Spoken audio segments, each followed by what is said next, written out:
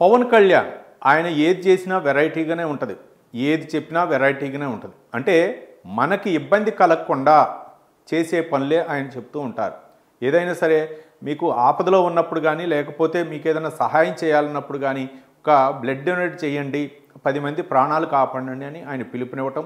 అలాగే చనిపోయే ముందు కంటి దానం, అంటే కంటిని దానం చేస్తే అవి మరో జీవితాన్ని కాపాడతాయని చెప్పేసి అట్లాంటి పిలుపులు ఇస్తూ ఉంటారన్నమాట. మరో పక్క ఆయన సినిమాలు చూసా కూడా ఒక సందేశం, ఎక్కడో ఒక చోట సందేశం అయితే మాత్రం ఉంటూ ఉంటుంది. ఈ నేపథ్యంలో కొన్నిటికి చెప్తూ ఉంటారు రోడ్డు ప్రమాదాలు. ఆయన సినిమా రిలీజ్ అప్పుడు కూడా రోడ్డు ప్రమాదాలు జరుగుతాయి కాబట్టి కంపల్సరిగా హెల్మెట్ పెట్టండి.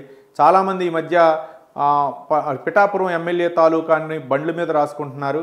అది రాసుకోండి అభిమానంగా, కానీ ఎక్కడో బార్ అండ్ రెస్టారెంట్లోనో లేకపోతే పోలీసులు పట్టుకుంటేనో పలానా ఎమ్మెల్యే తాలూకా అని చెప్పేసి అట్లాంటివి చేయొద్దు అని చెప్పేసి సుముఖంగా చెప్తూ ఉంటారు. అదే కోవలో ఈ సంవత్సరం వినాయక చవితి సందర్భంగా ఆయన అయితే మాత్రం ఒక సందేశాన్ని ఇచ్చారు.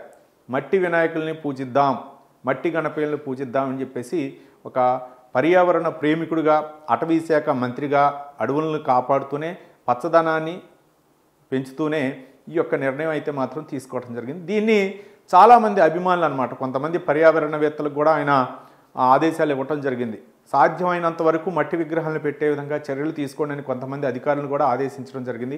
ఆ కోవలోనే చాలామందికి, అంటే హైదరాబాద్లో జిహెచ్ఎంసీ కూడా, అంటే తెలంగాణ ప్రభుత్వం కూడా జిహెచ్ఎంసీ పరిధిలో కొంతమందికి మట్టి విగ్రహాలను అయితే మాత్రం పంపిణీ చేస్తుంటారు వాళ్ళు యాడ్లు వేసుకొని. అట్లనే కొంతమంది స్వచ్ఛంద సంస్థలు అవ్వచ్చు, లేకపోతే వ్యాపార సంస్థలు అవ్వచ్చు, వాళ్ళకు కూడా కొన్ని అవేర్నెస్, అంటే హిందూ సంప్రదాయం ప్రకారం మొట్టమొదటిసారిగా వచ్చేటటువంటి పండుగ వినాయక చవితి. ఆ వినాయక చవితి రోజు గనక పూజిస్తే అన్ని విఘ్నాలు తొలగిపోతాయని చెప్పేసి మనకి హిందూ పురాణాల్లో సాహిత్యాల్లో ఉన్నాయి. కాబట్టి మొట్టమొదటిసారిగా ఈ యొక్క వినాయక చవితిని అయితే మాత్రం మనం పూజిస్తాం. ఎక్కడికి వెళ్ళినా ఏ కార్యం తలంపు పెట్టినా మనం వినాయకునికే పూజించుకొని మిగిలినటువంటి దేవుల్ని పూజిస్తూ ఉంటాం అన్నమాట, ఏ పండగ జరిగినా.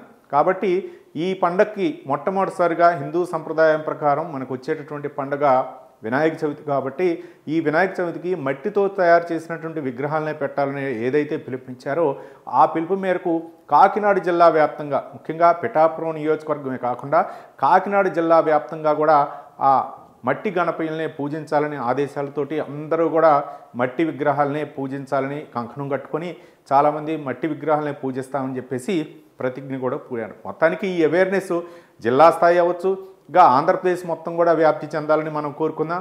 ముఖ్యంగా ఒక పవన్ కళ్యాణ్ ఒక సబ్జెక్ట్ తీసుకొని ఏదైతే పర్యావరణానికి హాని కలగని అంశం ఏదైతే ఉందో, పర్యావరణానికి మేలు కలిగేటటువంటి అంశం ఏదైతే ఉందో దాన్ని తీసుకొని ఆయన ప్రజల్లోకి వెళ్ళే విధంగా తన కార్యకర్తలు కావచ్చు, తన అభిమానులు కావచ్చు చెప్పేటటువంటి విధానం ఏదైతే ఉందో అది ముఖ్యంగా ఆంధ్రప్రదేశ్ ప్రజలందరూ కూడా వ్యాపించే విధంగా ఉంది.